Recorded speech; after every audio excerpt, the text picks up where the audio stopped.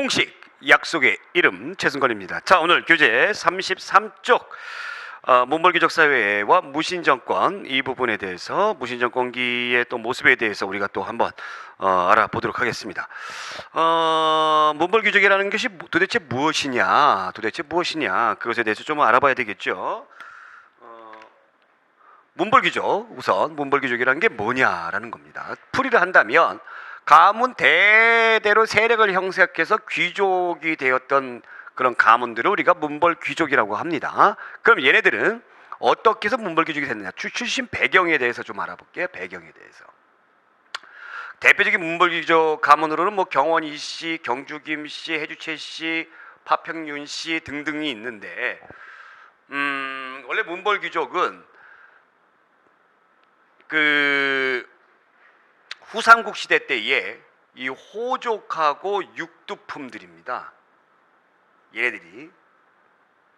그래서 건국에 공을 세웠어요. 건국에 이제 공을 딱 세우다 보니까 이제 중앙에서 뭐가 되는 겁니까? 귀족이 되는 거죠. 얘네들은 원래 개혁 세력이잖아요. 개혁 세력. 그죠? 개혁 세력인데 귀족이 딱 됐습니다. 시간이 지나다 보니까 자기네들이 이제 귀족이 되다 보니까 뭔가 개혁하고 세상이 바뀌고 이게 골치 아프고 일거리 많고 막 이런 것들 싫어. 그래서 과문대대로 그냥 세상에 아무 일 없이 떵떵거리고 살았으면 좋겠어. 그래서 가문 대대로 이어가요, 그 권한을. 그래서 문벌귀족이 되는 겁니다. 그럼 얘네들이 가문 대대로 이어가게끔 해줬던 기반이 있었어요. 일종의 특권이죠. 특권입니다. 우선 나중에 이제 토지제도에 대해서 이제 심도 있게 다루겠습니다만 얘들 전시권을 줍니다. 땅을 줬어요. 물론 이제 죽으면은 반납을 합니다만 반납을 안 해도 되는 것이 있어요. 공을 세운 사람들에게 공음전이라는 토지를 줍니다. 공음전이라는 토지를 주었어요. 이 토지는 상으로 줬기 때문에, 뭐 공을 세워서 상으로 줬기 때문에 나중에 죽으면 뺏어요? 줬다 뺏어요? 그럴 수는 없죠. 그래서 이 세습이 가능하더라라는 겁니다. 그 다음에 음서라는 혜택이 있었어요. 음서는 5품 이상 관리의 자제들이 과거 시험 안 보고 그냥 관리가 되는 거죠. 중요한 것은 이 음서의 혜택이 과거의 혜택보다 더 많았다는 겁니다. 그러다 보니까 아버지에서 아들로, 아들에서 그 또 아들로 이렇게 제너레이션, 세대가 진행되면 진행될수록 경제적 기반은 더 많아지고 그 다음에 내가 노력하지 않아도 높은 관리에 올라갈 수 있는 기반이 되었다라는 거죠. 그래서 초창기 때 골품제의 폐쇄성을 비난을 하고 비판을 했던 이런 개혁 세력들이 결국에 시간이 지나가면서 자기네들의 특권을 유지하기 위해서 노력하는 그런 폐쇄적인 사회로 변해갔다라는 것을 우리가 알 수가 있습니다. 자, 그러면 이런 문벌귀족 사회가 흔들거리기 시작해요. 왜 흔들거려요? 자기가 더 많은 권력을 갖기 위해서. 그래서 그 내용, 문벌귀족 사회의 동요에 대해서 한번 보겠습니다. 우선 그 첫 번째로 문벌귀족 사회의 동요가 나타나는 것이 바로 이제 이자겸의 이자겸의 난. 그럼 이자겸은 어떤 놈이냐? 이자겸, 경원이 씨라고 얘기했죠? 경원이 씨 가문인데, 여기 이제 보시면은 이자겸의 가문이에요. 이호라는 사람이 이호의 딸을 이제 순종에게 시집을, 여기부터 11대부터 보면 되겠습니다. 이자연이라는 사람이 딸을 1, 2, 3를 문종에게 시집을 보내요. 예. 그 문종이 이렇게 이제 아들을 3명 낳네요. 그쵸? 가계들을 보게 되면은. 그 다음에 이제 순종에 이호라는 사람이 이제 또 보내죠. 시집 보내죠. 13대 선종이 임금이 됐는데 이해의 딸, 이석의 딸, 이적의 딸 다 같은 가문인데 이렇게 이제 시집을 보냅니다. 14대 현종이 등장을 하고, 그 다음에 이제 숙종, 그 다음에 예종, 이자겸이 시집을 또 보내요. 이자겸만 우리가 주목해 보자고요. 시집 보내죠. 그 여기에서 낳은 아들이 인종이에요. 인종의 외할아버지는 그쵸, 인종의 외할아버지죠. 예. 이자겸이죠. 엄마는 누구예요? 문경태우죠. 근데 이자겸의 이 딸들이 전부 다 뭐 이모죠. 이모들하고 결혼을 해버립니다. 어마어마한 거죠. 이런 식으로 얘들이 권력을 어떻게 보면 국정농단이죠, 농단. 80여 년간 대단한 겁니다. 그래서 여러분들 이게 쭉 보면은 이제 지가 임금이 되고 싶어. 그러면서 이제 언론 플레이를 해요. 이상한 소문을 만들어요. 가짜 뉴스. 18자가 왕이 된다. 18자 위왕 10이죠. 8. 자, 이씨가 왕이 된다. 이런 거짓 가짜 뉴스를 퍼뜨리더라. 퍼뜨려요. 그래서 어떻게 해요? 이 인종이 위기의식을 느끼는 거죠. 무서운 거죠, 외할아버지가. 그래서 척준경을 매수합니다. 척준경을 매수해가지고 결국에 이자겸을 제거를 해버리죠. 그러면 척준경도 문벌귀족이고 이자겸도 문벌귀족이죠. 그러니까 자기가 힘이 없으니까 다른 문벌귀족을 이용해가지고 제거하더라는 얘기입니다. 그리고 얘도 김부식이라는 귀족과 정지상이라는 사람을 이용해가지고 어떻게 해요? 얘를 제거를 하더라라는 얘기입니다. 이것이 대표적인 이자겸의 난이다라는 겁니다. 그러면 이자겸의 난에 대해서 한번 우리가 결과에 대해서 한번 볼게요. 결과가 어떻게 됐을까? 뭐 책에도 났지만 이제 왕권이 어떻게 됐다? 추락했다라는 것을 알 수가 있어요. 왜? 강력한 왕권으로 이런 국정을 농단하는 세력들을 물리치셨습니까? 물리치지 못했죠. 다른 어떤 문벌귀족을 이용해서 물리친 것이죠. 왕권이. 자, 또 한 가지는 서경으로 천도하게 되는 그런 이런 것들이 나타나게 되는 계기가 되어버리죠. 왜 그러냐면 인종이 김부식과 정지상을 이용해 가지고 척준경을 물리쳤어요. 근데 이 두 사람에 대해서 보겠습니다.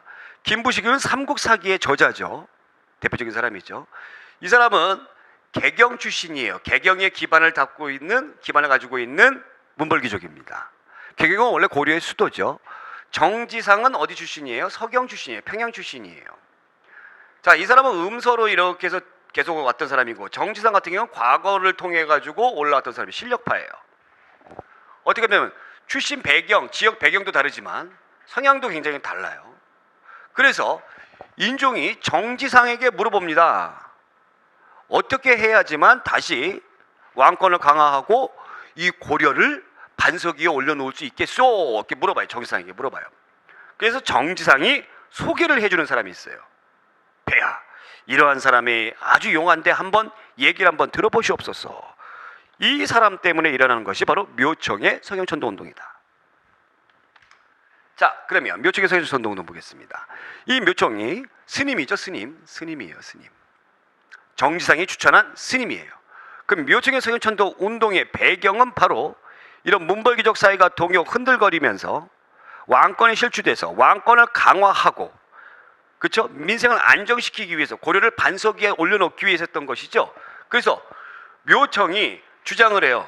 전하, 일단은 개경이란 땅이 풍수지리에서 입각해가지고 개경이란 땅이 지덕이 쇠하니까 어디로 옮기세요? 서경으로 옮기세요. 서경천도 하십시오. 그 다음에 이자겸 때 누구를 형님으로 모셨어요? 여진족을 형님으로 모셨죠. 그래서 고려인들의 자존심이 팍 떨어졌죠.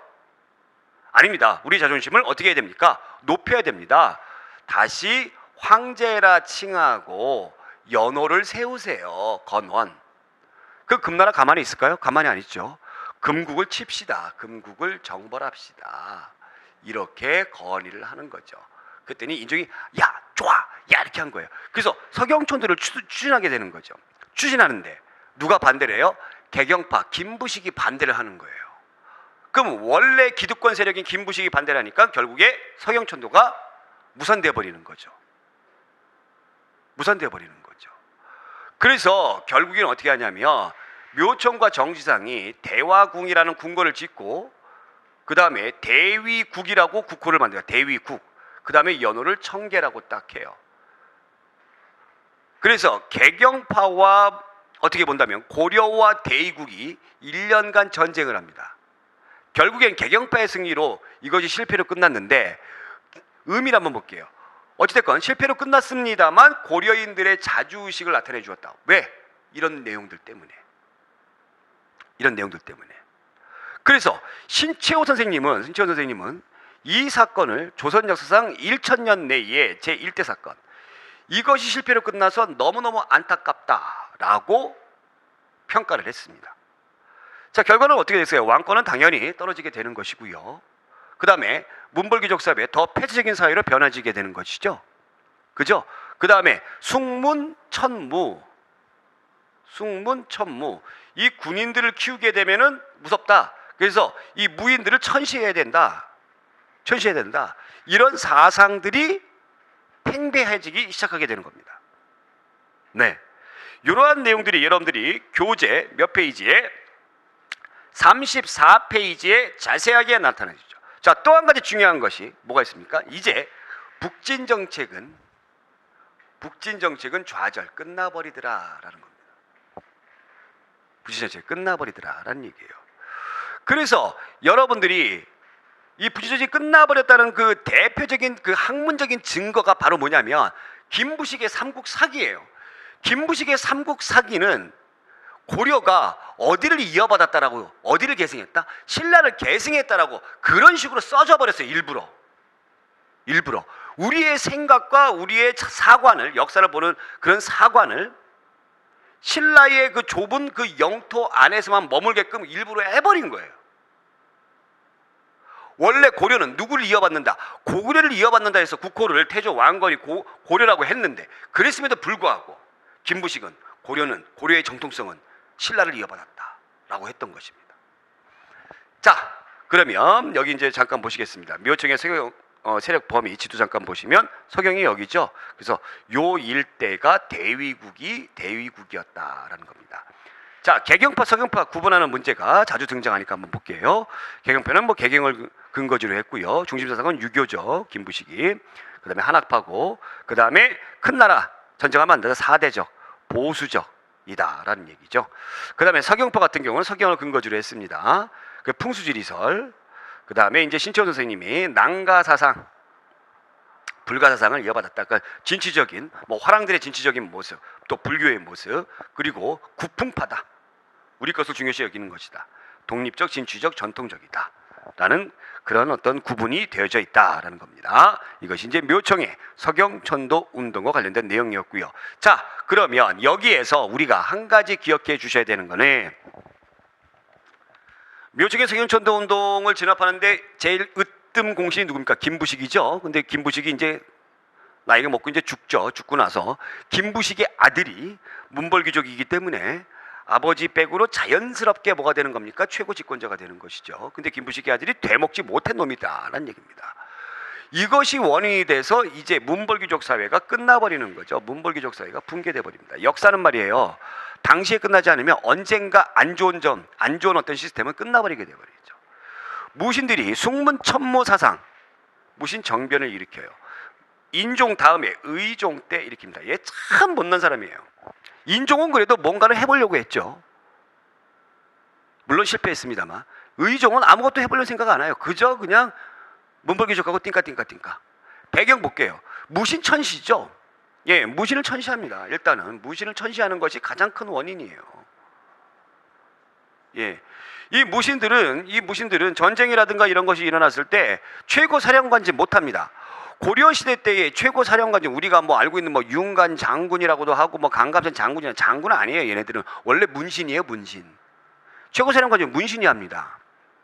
그 밑에 있는 그런 장교직들만 할 수 있는 거죠. 또 과거에서 뭐가 없어요? 무과가 없어요. 아이고. 무과가 없어요.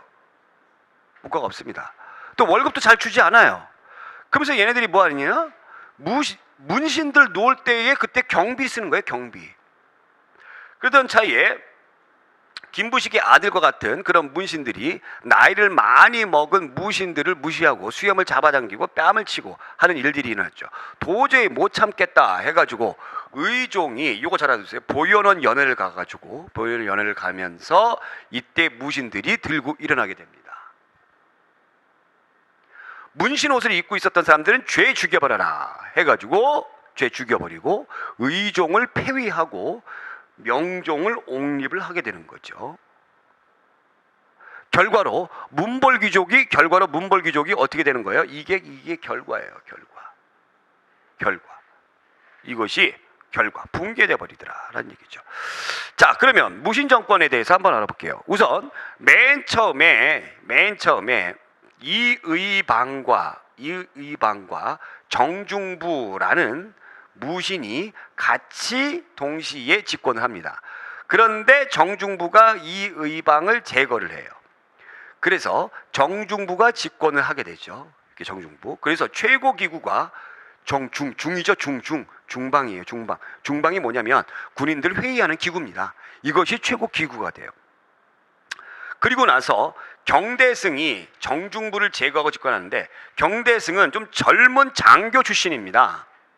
근데 얘네 집안이 괜찮아요. 그래서 음서를 이용해 가지고 중앙에 진출했던 사람이에요. 얘들하고 급이 틀리죠.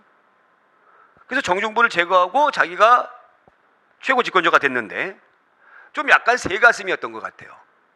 야사에 의하면 밤마다 정중부의 그 악몽에 시달렸다고 그러죠. 그래서 자기를 보호하는 사병기구 도방을 두었어요. 근데 얼마 안 가서 시름시름 앓다가 죽습니다.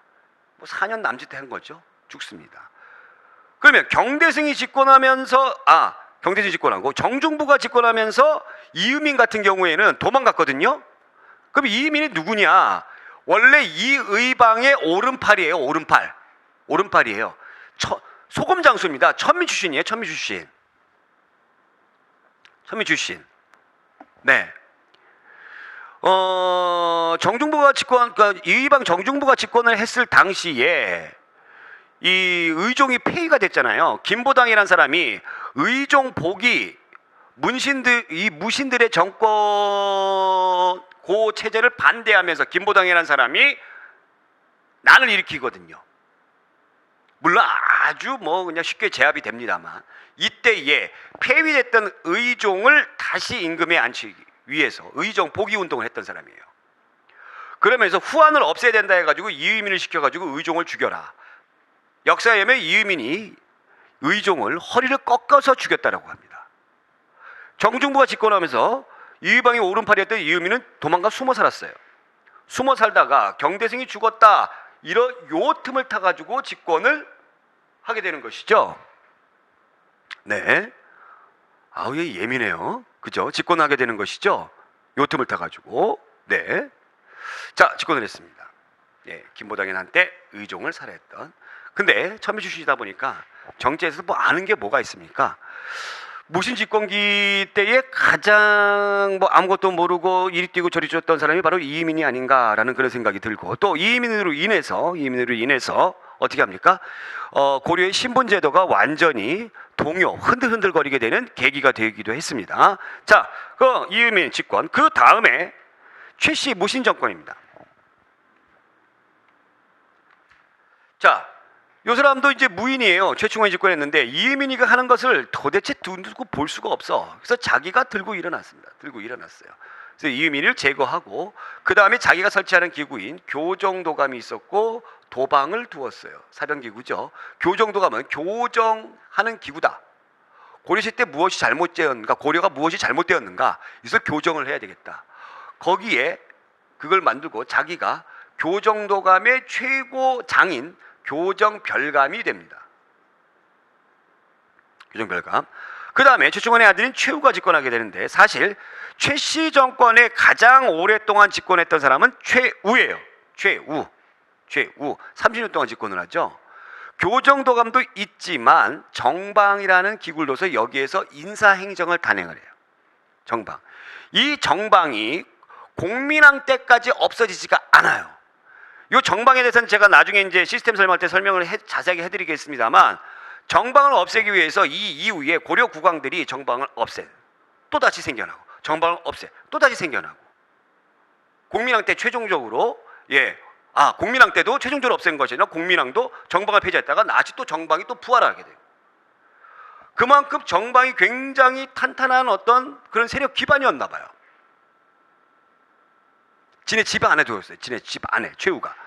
그리고 서방이라는 게 있는 게 서방은 뭐냐면 최우는 그래도 공부를 좀 했던 사람이에요.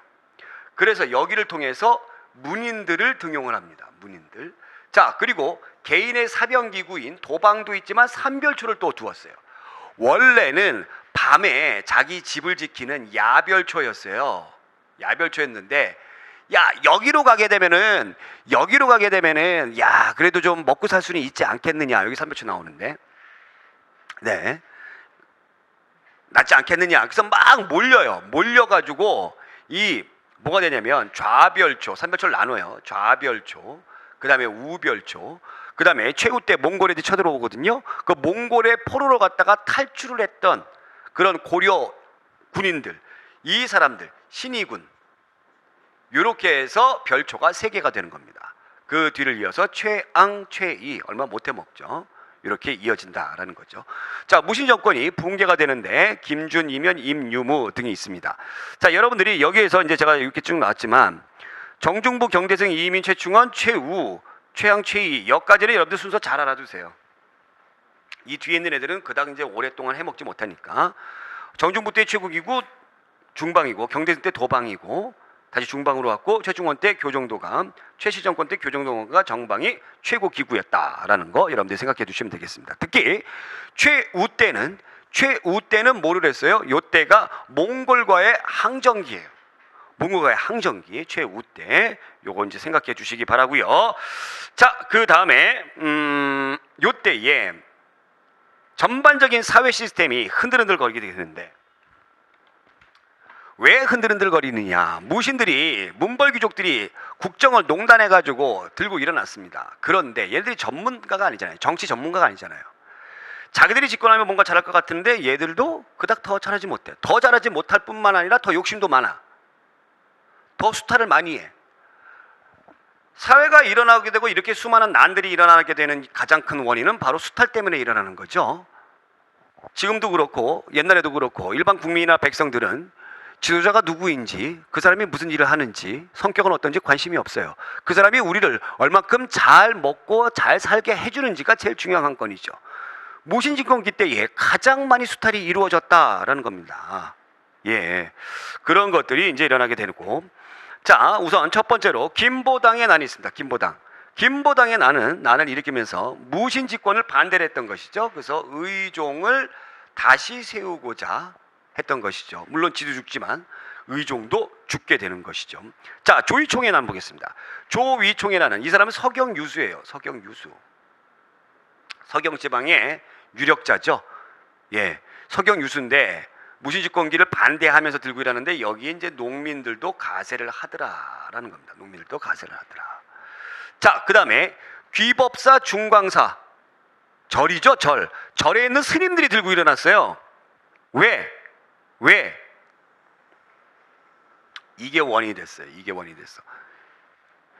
교정 후원이 원인이 됐다. 이게 뭔 말이냐? 문벌귀족들은 여기 문벌귀족들이 원인이 된 거예요. 문벌귀족들이 교정을 후원했죠. 교정과 선정은 제가 앞에서도 잠깐 말씀드렸습니다만 더 자세하게 말씀드리겠습니다. 교정은 일반적으로 좀 배운 애들이 좋아하는 거예요. 그러니까 문벌귀족이 교정을 후원을 했어요. 그래서 무신들은 교정 후원하지 않고 누가 선종을 후원합니다. 이 무신들이 요거 헷갈리면 이렇게 정리를 해주세요. 선종을 후원하다 보니까 후원을 받던 이 절들이 후원금이 끊겨버리는 거죠. 그래서 난을 일으킨 거예요. 아시겠죠?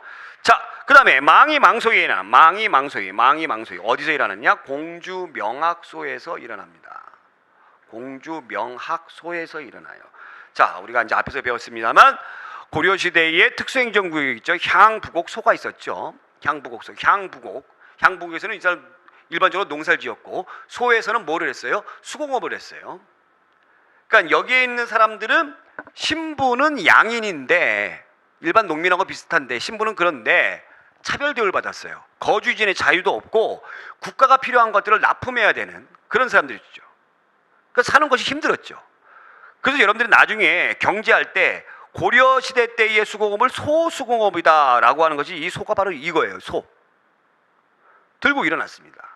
그러니까 특수행정구역에서도 이러한 난들이 일어났던 것이죠. 고려 정부가 이 망이망소이를 겉으로는 잘 해주는 척하면서 나중에는 기만했던 그러면서 1차, 2차에 걸쳐서 일어났던 난입니다. 자, 이제 중요한 것이 한 가지가 있어요. 뭐가 있냐면 여기까지가 누가 집권했을 때의 난이다? 자, 정중부가 집권했을 때의 난이다라는 거예요. 이게 어느 누가 집권했을 때 무슨 난이 일었어? 시험 문제 최근 들어서 나오기 시작을 했어요.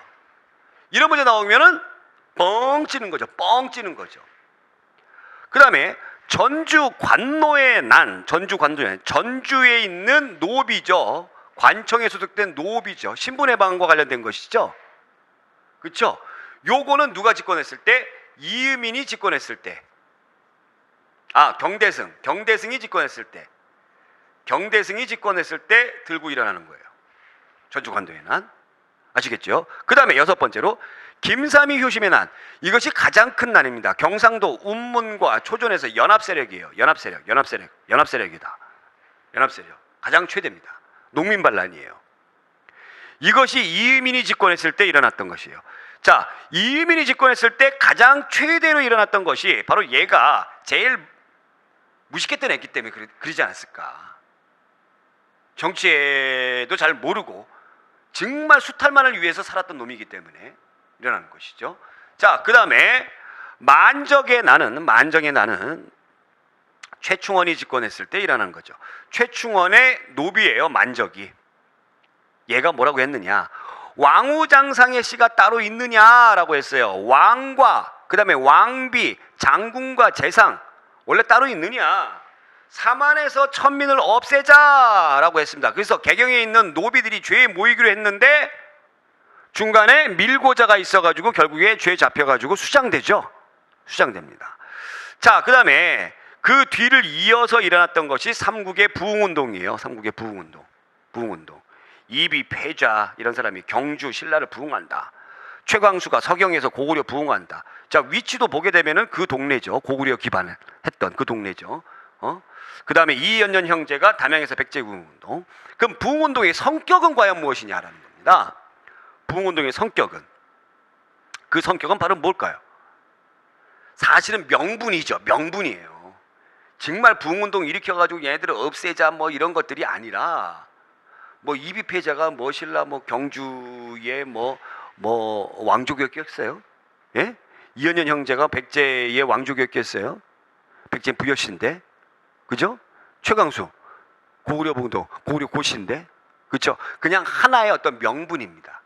최씨 무인 집권기 때. 그래서 여러분들이 무인 집권기 여기는 내용들 다 아실 거예요. 아시는데 어느 집권자가 누구일 때 무인 집권 이런 일들이 일어났는가, 그것까지 꼭 챙겨주시기 바랍니다. 요거까지. 그것까지 꼭 챙겨주시는 게 굉장히 중요하다는 거예요. 네. 우리는 이 정치사에서 여러분들이 그냥 대략적인 흐름을 알려고 하는 것이 아니라 단원별로 한두 개씩 심화적인 내용을 여러분들이 파악해 주시는 게 가장 중요하다는 거죠. 자, 그러면 지도 한번 확인해 보겠습니다. 여기 보시면 지도 한번 확인해 볼게요. 여기 보시면 이제 이비패자가 뭐예요? 신라 부흥운동이죠. 신라. 그죠? 최광수는 뭐예요? 고구려 부흥운동이죠. 고구려. 그 다음에 여기 이연년 형제, 이연년 뒤엔 연자 들어갔다 해서 여자라고 생각하시면 안 되고, 이게 이제 백제 부흥운동이고요. 백제 부흥운동이고, 그 다음에 망이 망수이 전주관노 만적의 난, 그 다음에 김삼위 효심의 난. 요거 여러분들이 순서별로 챙겨주는 게 굉장히 중요하다. 순서별로. 그래서 제가 집권자가 누구일 때 뭐가 일어났는가, 그거를 여러분들이 상기시켜 주세요. 순서별로. 그러면 다시 한번 이 부분을 좀 정리를 해 본다면 이거죠. 순서별로 정리해 주면 집권자는 정대분, 경대승, 이민, 그 다음에 최충원, 최후 이렇게 가잖아요. 그렇죠? 그러면 맨 처음에 일어났던 것은 바로 의종이 폐지했으니까 의종을 다시 세워야 되겠다. 김보당. 그 다음에 무인도 꼴배기 싫어. 조이총. 그죠? 요거 두 개부터 정리를 해주시면 되겠죠? 자, 그 다음에 무신들이 이제 뭘 끊어버렸어? 예, 후원을 끊어버렸어. 원래 문벌귀족들이 교종을 후원했는데 이제 교종 후원하지 않아. 그래서 절간에서 일어나죠. 뭐 귀법사, 중광사, 그죠? 귀법사, 중광사 뒤에 사자 들어가는. 요게 일어나죠. 자, 그 다음에 또 이제 뭐가 있어요? 이제 망이망소이나 수탈을 하니까 망이망소이. 왜 이렇게 내 의도와는 다르게 썰어지는지 모르겠네.